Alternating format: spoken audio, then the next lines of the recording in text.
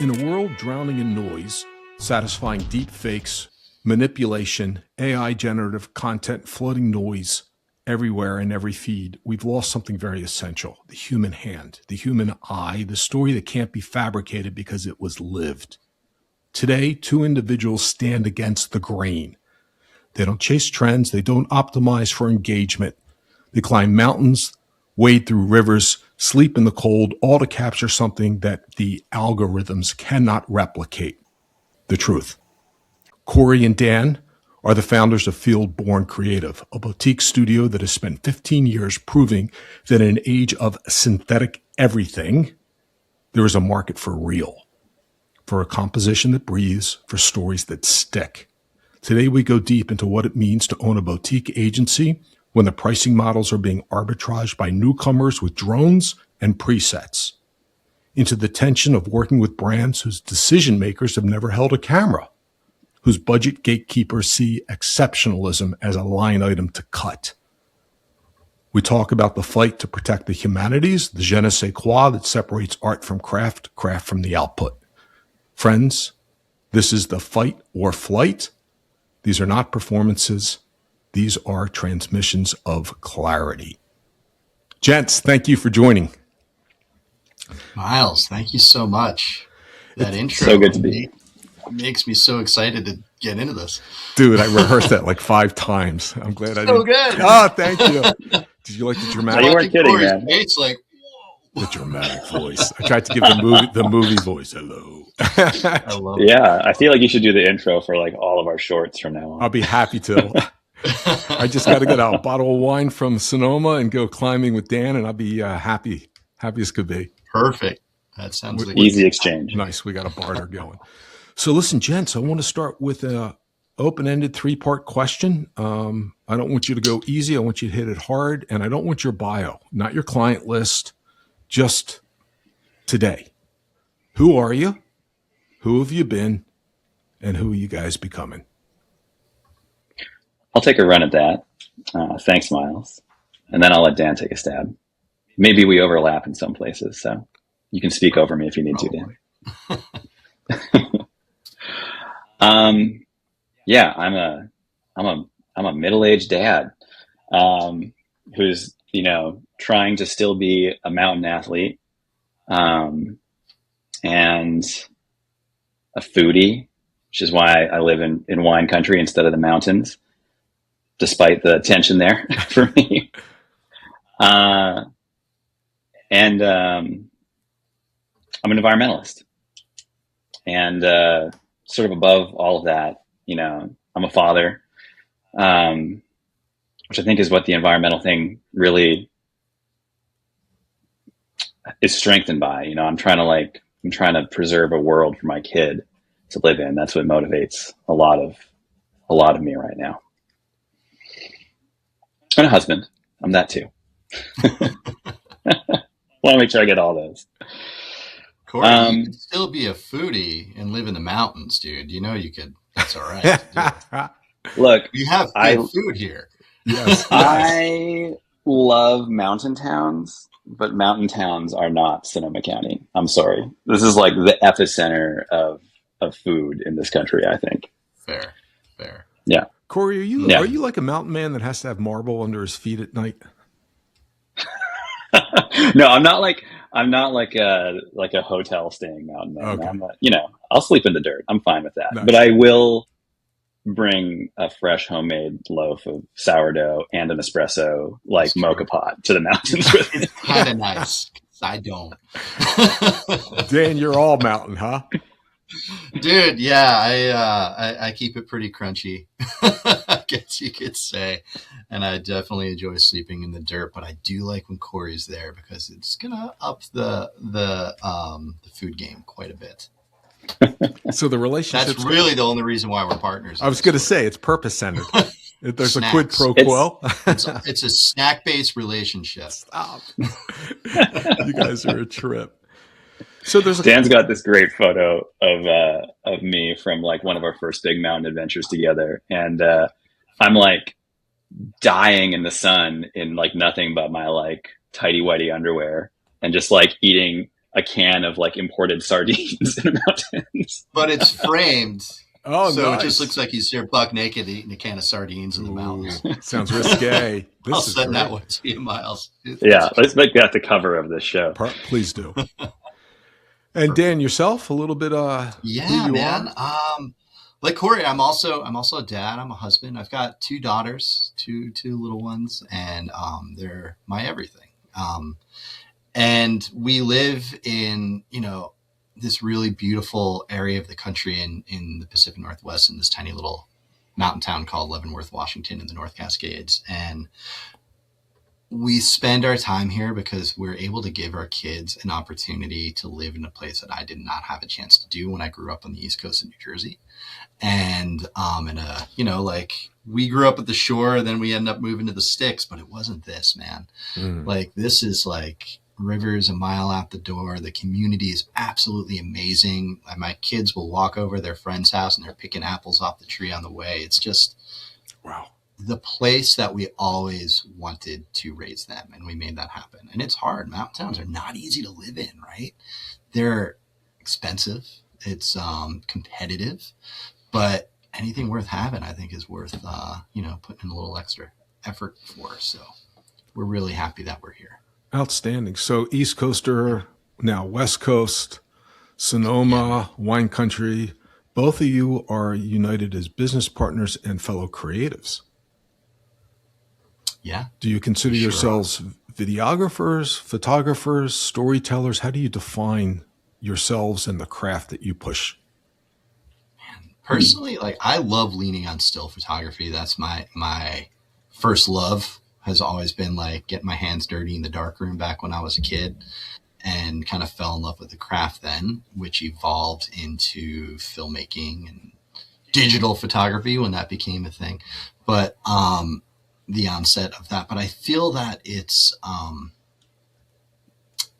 I call myself a filmmaker, okay, and producer and photographer are kind of my main roles, specifically in our brand as well with our agency. And Corey? You, Corey? Yeah, that's an interesting one. I think that's something that's like the definition of what I do, at least internally, has like really evolved for me over the years and come into focus or clarity. I like what you said. Storyteller, I think, is the word that I gravitate towards, and I feel pretty agnostic at this point about whether I do that through film or through photography. Or photography and writing. Photography is also what drew me into this world. And I had a darkroom experience as a kid in high school that like just sort of illuminated this world of visual storytelling and this sort of poetry in like a really well executed still photo. I mean, behind you, Miles, are like so many important, memorable images that have like shaped our culture that like, people look at and to this day have an emotional response to and get drawn into the story. And so over time, I think through experimentation, like with filmmaking, with photography, with writing, the thing that I gravitate towards and the thing that I shape my career around is telling a story. I don't really feel like my work is done in any of those mediums unless I feel that I've successfully told a story, that there's been spectacle that's drawn people in, and that there's meaning that's been conveyed. When you guys create a story, why do you, and I sense this, so I make this as an affirmative, why do you feel that the visual aspect is more important than the verbal aspect of that story? So sight versus sound, sight because you're taking a photo capturing a moment versus the spoken word. That's a really good one, man. Like from a filmmaking perspective, both are equally important because every film is only as good as it sounds, right? When you got bad sound, it comes across, you're like, oh, this is kind of shit. But when it comes to photography versus a spoken word, I don't know if one's more powerful than the other. I don't think they're mutually exclusive. Hey, what do you think, Corey? Yeah, I do feel that like photography is hard as like a standalone medium, or the image is hard as a standalone storytelling element.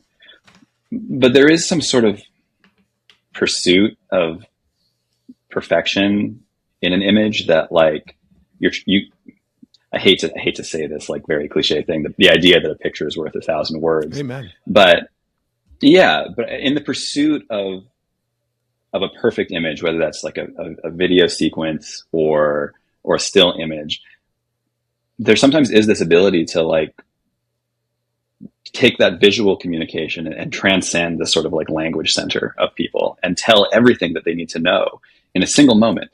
And I mean, really excellent writing kind of strives to do the same thing, or the spoken word strives to do the same thing, to like communicate a complicated idea as effectively, emotionally, and efficiently as possible.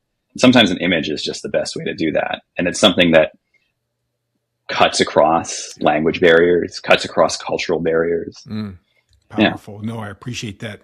In conversation with some colleagues, more on the brand marketing side, the narrative would go like this. If you could remove religion, government, the military, and politics from the conversation, what will move audiences or consumers or communities faster?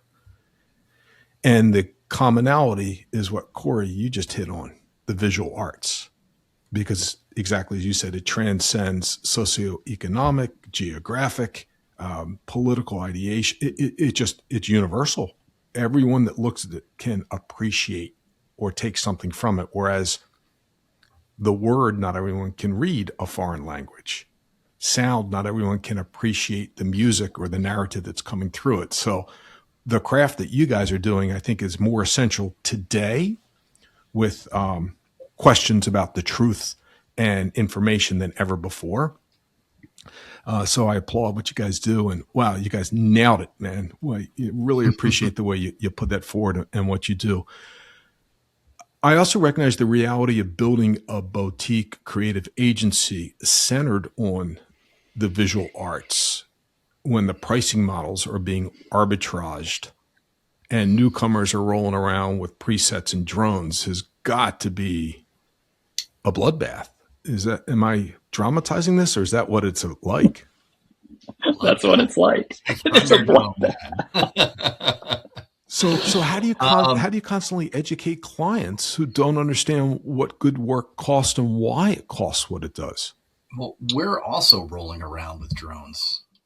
Only difference. You know what I mean? Like we're utilizing a lot of the same prosumer equipment out there at times. The difference is we've been doing it for 15, 20 years, right? So when you're jumping into a project with that much experience and utilizing equipment that has essentially made the playing field of a entry level for photography and filmmaking level. So like you could pick up a camera right now and like same camera that I have and go take an okay photo. Is it going to be different? Might be different than someone that's been shooting for a couple decades. So you're paying for that experience. You're paying for someone that knows, that's going to reduce the risk of your investment. Because if you're bringing on a team that knows what they're doing and has proven track record versus someone that's just coming out of the gate, not to say that someone just coming out of the gate isn't going to be absolutely amazing, but you're definitely reducing the risk of your investment there, I would say. So that's one pretty big selling aspect for us. And that's just building trust, man. Ooh. You know, that's a big part of it. I appreciate the conviction. Yeah. I'm sorry, Corey. Oh, got a lot of it, Miles. A lot of conviction. We are convicted filmmakers. That's awesome. Well, you brought up client education, because sometimes, we're fortunate to have been in this industry for long enough that we have clients that we've built a relationship with that we don't have to constantly re-educate on. But yeah, newcomers to the field, be they clients or be they, content creators, which is a title that makes me throw up on my mouth a little bit. The value proposition to education, I feel like, is really similar. Like if you've ever owned a home and had to hire someone to fix something, do you want to hire the handyman to do your plumbing job and potentially ruin your house, or do you want to hire the master plumber to do the plumbing and definitely do it right and not have to tear your wall open the next time? And like, you know, this, like the idea of different equipment, you know, a phone camera versus the cameras that we typically use. It's not uncommon for clients to ask me at my professional rate to come and shoot their content on a phone because that's an aesthetic that they want. They're not just hiring anyone with a phone. There is a sense that like understanding a client's story and communications goals and marketing objectives and being able to translate that into storytelling broadly as photo or video is a skill that like transcends AI, that transcends tools, that transcends camera phones. It's more complicated than just being able to point a camera at it. And that sometimes is really hard to relay to people. But, you know, we also sometimes are picking up the pieces when someone hired the quote unquote handyman with an iPhone to do their work. No, it's awesome. I'm reflecting on what you shared earlier and what you just shared. And that is a photograph or a visual image creates a connection, which is basically an emotion. And so you're dealing with clients and you're able to interpret the emotion, even if they can't articulate what it is that they're looking to capture because of the experience you've had in repeatedly doing it and getting it right straight away, which is cool.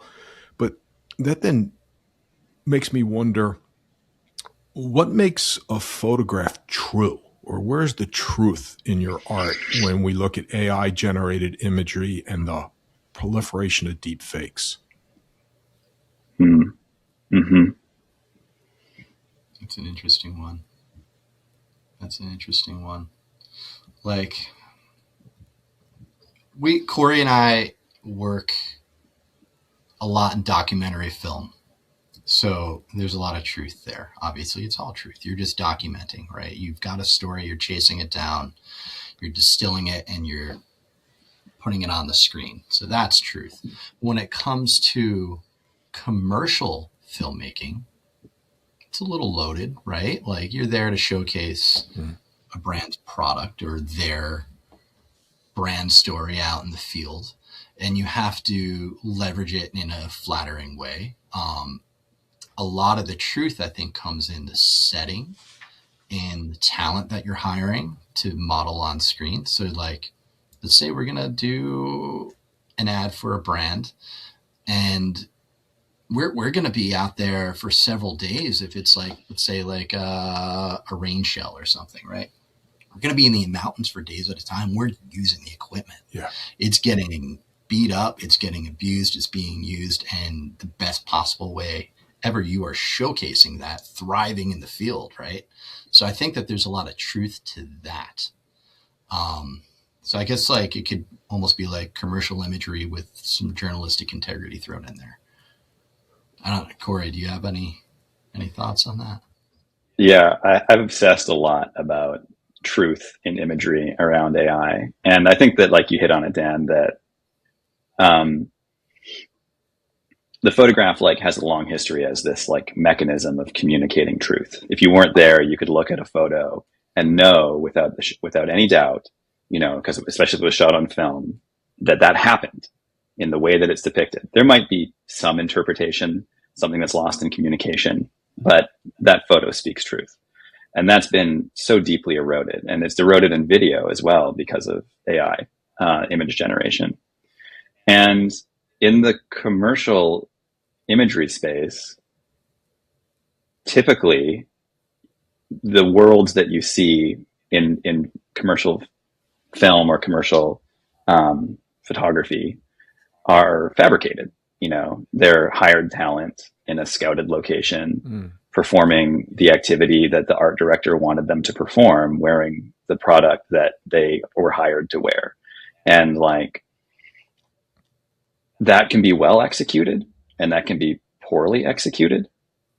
And I think though that I hope that as consumers become more acclimated to what AI imagery looks like, to the inconsistencies that are in it. I'm not talking just about like the 6 fingers or like spaghetti shooting out of your eyeballs or whatever the hell.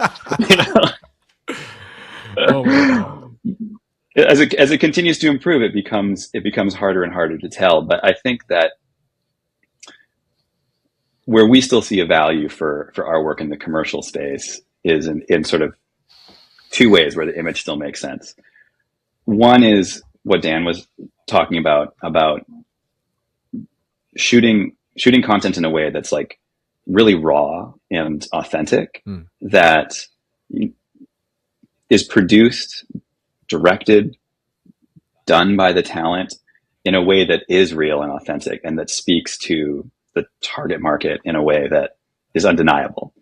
For example, being mountain people that we are, we have a high sensitivity to how we see equipment being used in like a mountain environment, whether someone's wearing their ski gear correctly, whether someone put the ice axe into their backpack the right way, whether someone would clip a rope to their body that way or not. Like, these are things that we understand because we work in that space. And we know that if a client hires us to produce a story about that, even if it is completely fabricated and commercial, it's going to be absolutely accurate. It's going to absolutely speak to that target market. And you still need an interpreter like ourselves to achieve that. If you just hire AI, quotations, Right. to like make a picture of a rock climber wearing, our climbing shoe, I challenge you to produce that imagery with AI without there being something that just gives it away to your target market who understands, the reality of that sport or that activity or that story. So I'm hopeful, I'm kind of rambling a little bit. No, you're doing great.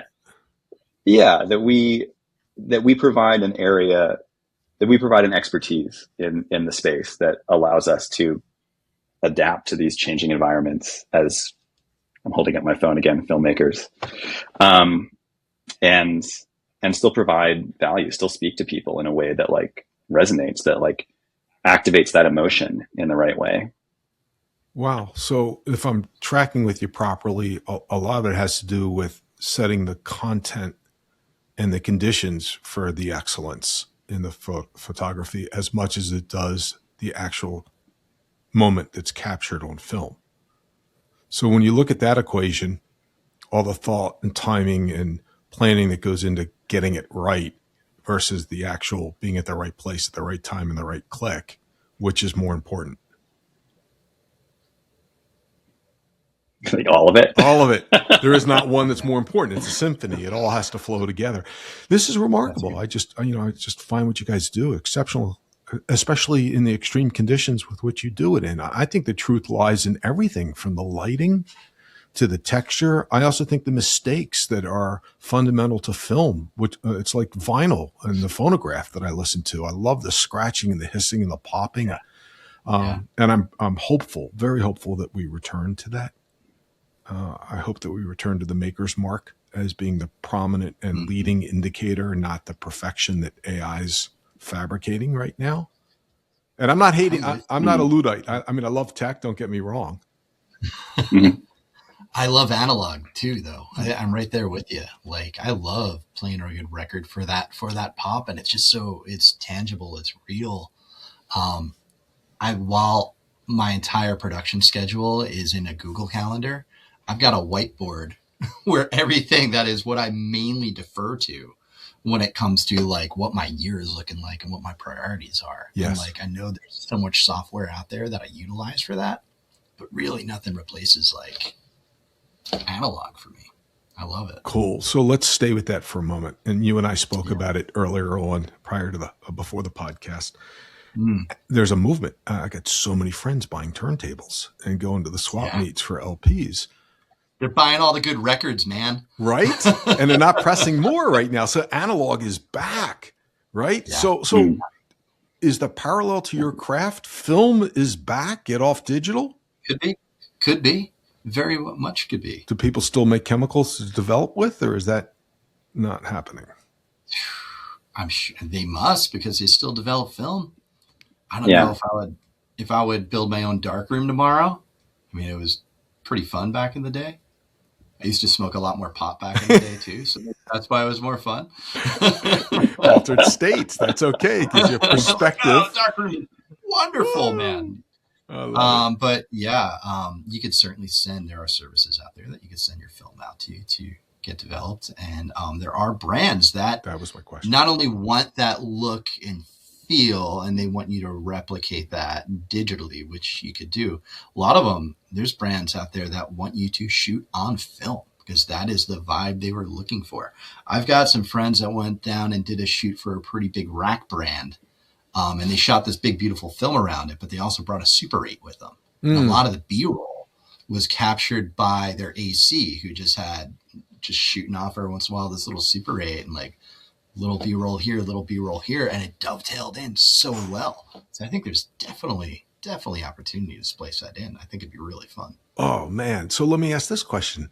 Do you guys offer that as a service to your clients? Do you offer? Will starting tomorrow.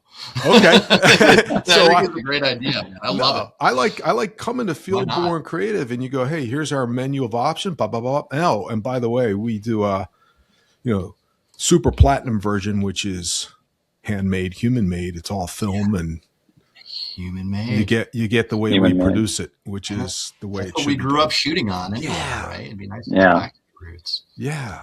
That's great. That's awesome. You see this gray in the beard. I get it. It's earned. It's earned. That's from spilling developer on your chin. That's right. Marinating in the fixer for a while. Yeah. Let's pivot to creative storytelling in photography. Who in your genre is doing it well, besides yourselves? or let me ask this differently. What brands express it well? I like that. Mm-hmm. There's two to come to mind for me. One in the traditional outdoor space that everybody knows, Patagonia. They set the bar to that journalistic storytelling. Like they're showcasing people that are out there doing it, man. Like they are in the thick of the activity and it just feels real. Like it's okay to have a down puffy jacket with a little swatch of duct tape on it because it ripped on a cactus or whatever. It's like they're gritty and they're true. And the other brand that I'm thinking of is Sitka. Just from a technical aspect, man, they are picking up, I think, where Yeti left off when it comes to their brand videos. Mm-hmm. And what blows me away, this once, I'm going to get nerd out for just a second. They showcase people in camouflage and they isolate a subject in its environment, but the product still stands out in such an amazing way. And the light's moody and it's gritty and it's real and it's authentic. But if you're a brand and you're shooting clothing, you want that clothing to stand out and pop. And they're shooting in these environments where it blends, but it still pops. It's amazing. Their photography team is just top notch. Sitka, hire us.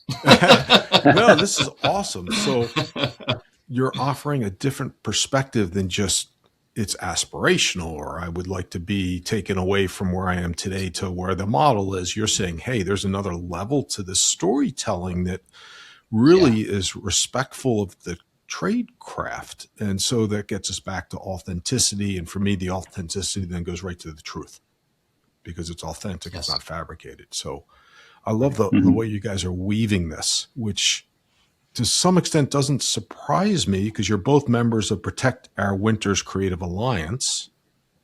Mm-hmm. And I know that climate isn't a side project. It is the through line for everything you do. And I have to assume that environmental advocacy is as well. Can you guys speak to the alliance and how and what that is about? Yeah, Corey. Dan, you're wearing the POW hat right now. I think you should definitely give the POW pitch. Protect Our Winters is a nonprofit organization that was started by snowboarder Jeremy Jones. Guy's still badass. And essentially he owns the brand Jones Snowboards. He's going out as an athlete, watching winters get shorter, glaciers recede, all the playgrounds that he goes to and works in that his business relies on are essentially just receding and drying up. Very well connected individual with athletes all over the world said, hey, why don't we get together and start a nonprofit that raises awareness via our platforms and share out what we're seeing. That's how it started. And then it became, we need to bring in some climate scientists. Let's expand to the team. Great. Now we need people to help share these stories. Let's expand to the team and start a creative alliance. And that's what Corey and I are on.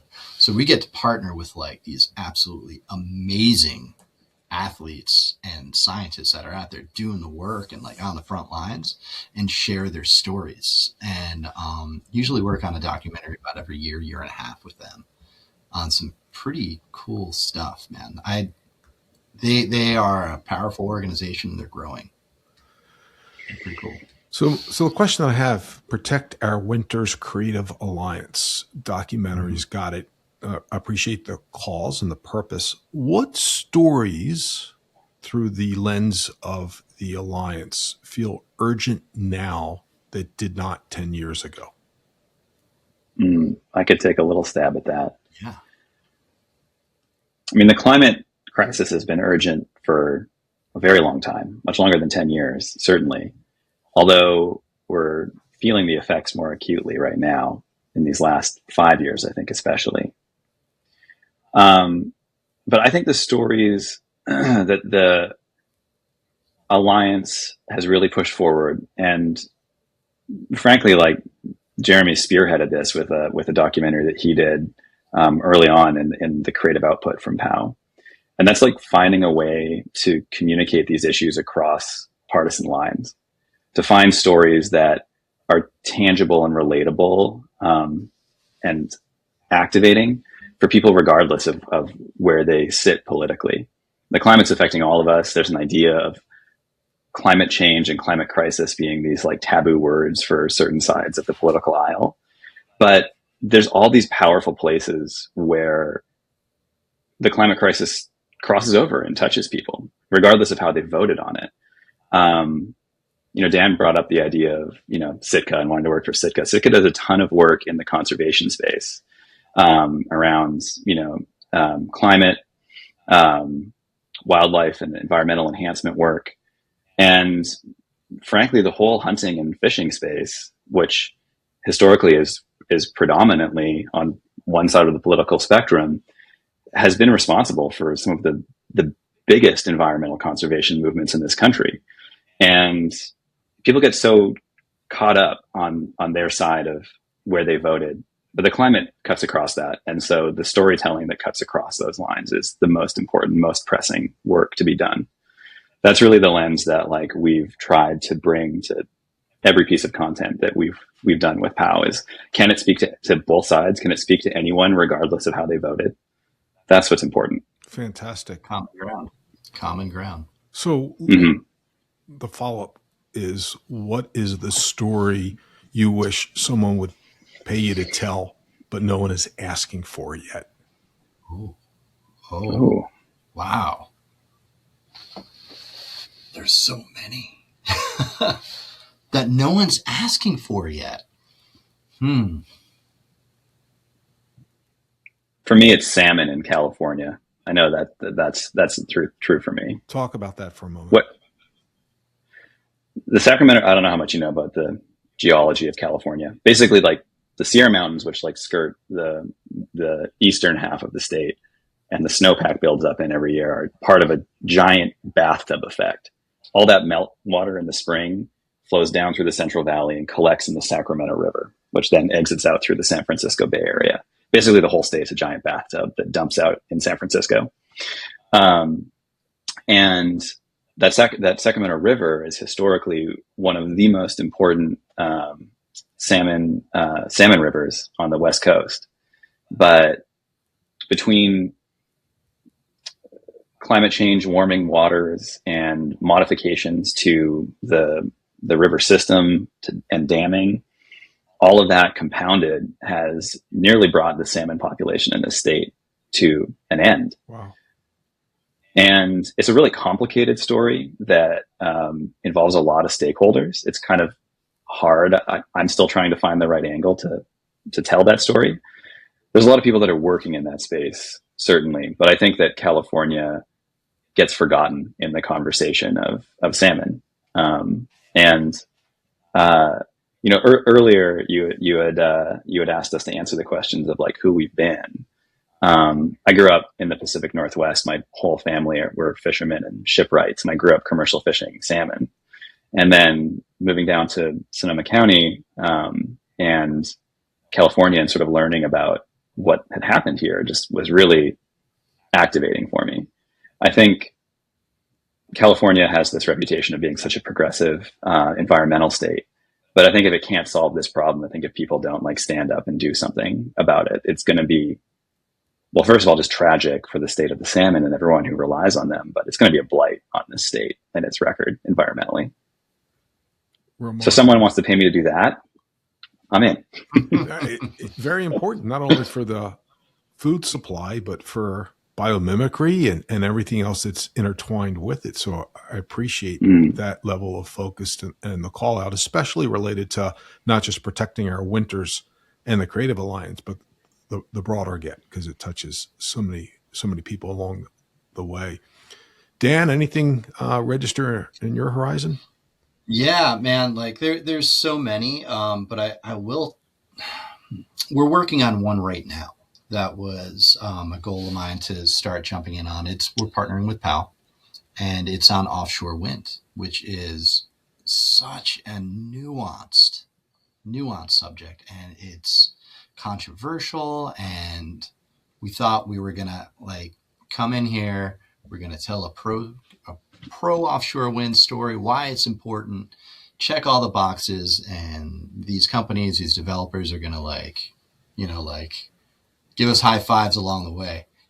This is the hardest damn story I've ever worked on in my life.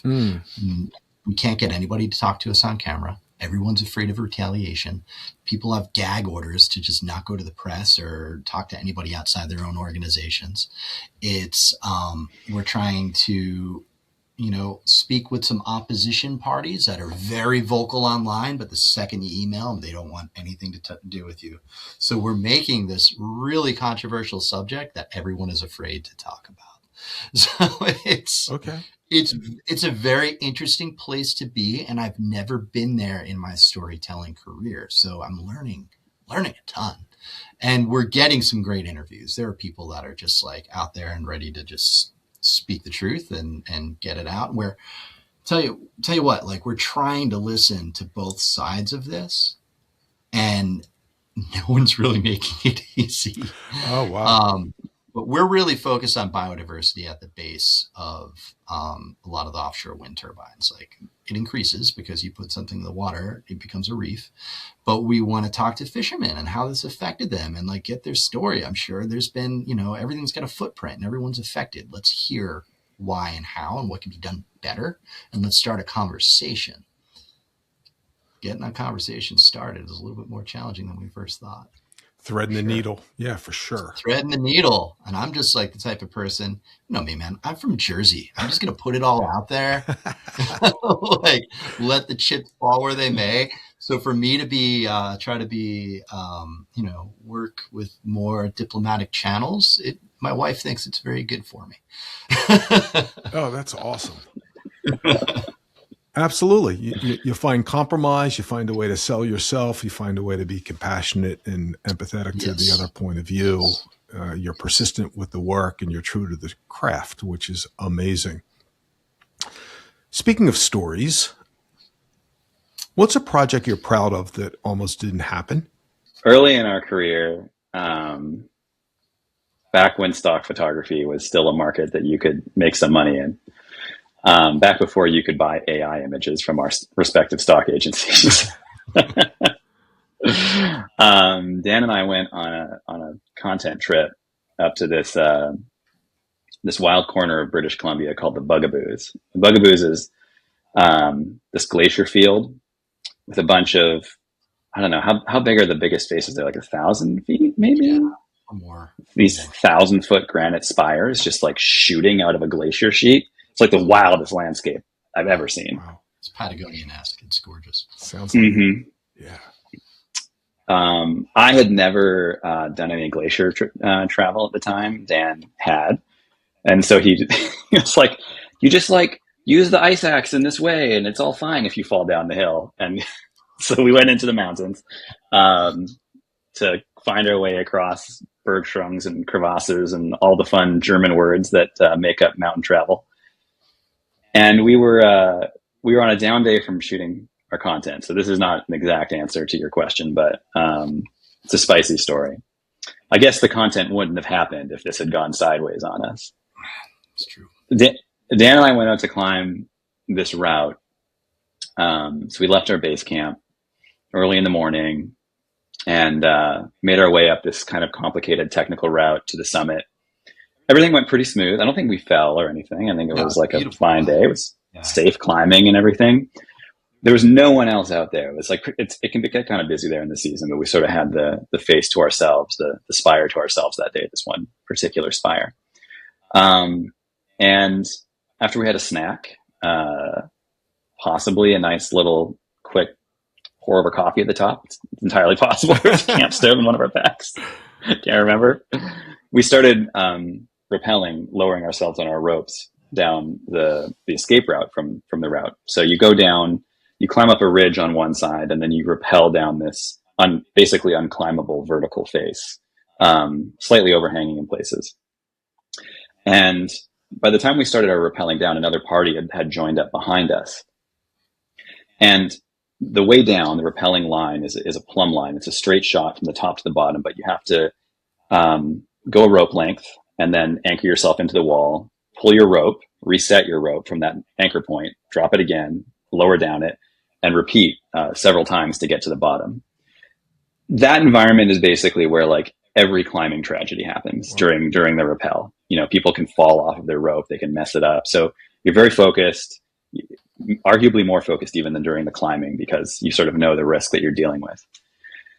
So about 3 of these rope lengths down the mountain, I passed, on the first rappel, as I'm going down, I'm walking down with my feet against the wall, and I touch this block of stone that's probably the size of like a mini fridge, this huge piece of granite, and it wiggles when I hit it with my foot.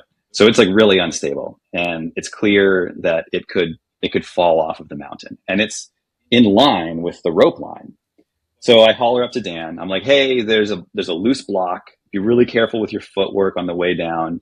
I think I might have marked it with an X with the chalk that was in my chalk bag. And then we carried on. Dan made it through safely. You know, we were being very responsible. And then we got to this position where Dan was at the top of the rope line. We're about halfway down the face at this time. Halfway down. Right. I'm at the bottom of the rope line, and we're both about to like transition and meet up at the bottom of the rope. We're still 500 feet off the ground at this point. And I'm kicking off of the wall because it's something you don't usually do, but it was just like a beautiful day. We just had this amazing climb. I'm like kind of kick off while I'm rappelling and just kind of like get a view of the whole glacial landscape behind us. I mean, it is a magical place. Yeah. And then and then we hear from above us, from the party above us, that they've started to rappel. They're a few hundred feet above us. We hear, "Oh, fuck." And I know right away what's happened. Yeah. Dan is halfway down the rope. Like he said, he's kicking off the rope. I'm fixed to an anchor down below him. And I'm standing on this little ledge, like the size of a coffee table. And I look up and the sky turns black. No. It is just a rock coming down on my head, and it's taking up my entire vision. And I'm away from the wall. I have no way to position and move away from it. And as I swing back in, that second, I kick off to the right, and it sails just like I can feel the wind right by my shoulder. And immediately look down to Corey like, "Oh shit, it's going to hit Corey." And meanwhile, I'm on this ledge in line with the rope line, in line with this block falling down. I knew when I heard that climber above call out, "Oh fuck." So I tucked myself in and as far off of the rope line as I could possibly get. I was kind of limited because I was fixed to the anchor with a piece of webbing that I couldn't detach. So I had about 2 feet of range that I could move out of the line. I just pressed myself against the wall, and that block landed where I'd been standing a moment before and exploded on the ledge beside me. and this like smell, like, have you ever like been in a welding shop when they light up the torch and Yeah. start like, burning metal? It's just the whole air just filled with that smell. And the block sailed off, and 30 seconds later, whatever it was, we heard it like collide with the scree below. And I say we, but at this point, Dan and I can't actually see each other because I'm tucked in against this small overhang. Dan's up above. I'm 100% certain that rock sheared his rope. There's like just no way it didn't cut his rope. And Dan can't see me. And there's just this like moment of silence and this like gut wrenching feeling that we both felt, that I thought that I'd lost Dan. Yeah. I thought I lost Corey, and I just continued down the rope, hands just uncontrollably shaking at this point, rappelling down. And I get to the station, and there's Corey, like giving me a big hug, and we're like almost in tears. And I couldn't even tie myself into the anchor. I was shaking so much, like the adrenaline was just. I had to clip Dan into the anchor. Yeah, it was crazy. Stood there, and then you see these two little heads pop out, like, "Oh, sorry, guys, these two Canadian kids." Oh no, we're like, really, guys? Made both our wives into widows, man. Well, we talk about legacy and being on legacy and the transmissions. I mean, therein is the truth in what you do. And the decisions that you made in the moment under pressure that still define you and in some way carry you into the work that you're doing. I think that's what draws a line between performances and transmissions. And that's the difference. As you said earlier, you've lived it. So let me, as we come close to the top, we're coming close to the top to the hour. So I want to lean in on, sort of a little bit more of a theoretical question for you both. If FIELDBORN Creative disappeared tomorrow, what would you want it to have left behind? Man, you got some good ones, Miles. Yeah, these are good questions. I'd want it to leave behind. About that, Corey. Dude, we haven't. I mean, at the core, we started this thing with a belief that, valuable storytelling, real storytelling that moves the needle could be something that sustains us. And that, provides real value to the world at the same time. So I would hope that stories that we've produced, in whatever format, continue to inspire people to, I guess, make like the gritty and meaningful choices that change the world for the better. Whether people take away like, oh, I have to, recycle to be a better person. It's kind of like a little on the nose. I think if we can leave behind people a sense for viewers of the stories we tell, that, by leaning in and providing some grit and fighting for what matters, that you as an individual have the power to affect some change. That your choices to fight on matter. Yeah, I think on that note, it's definitely about inspiration. What we do and what we create, its whole purpose is to inspire people to get outside, or inspire people to give a damn about climate, or maybe it's an aspiring junior photographer that's looking to make their impression on the world and they want to get into this industry. And maybe we made something to help them along the way, or we had a conversation with them along the way to give them some advice. So, I look at it as just a point of inspiration. If we can, that's great. That's a big part of the goal. That's powerful. What I hear you saying is you want to leave it better than it was given to you. Always. And absolutely, I appreciate that you're putting. That's why we're here, man. Yeah, purpose before profit. I get it. I really do. Well, gents, there's a reason the work that moves us can't be replicated by machines.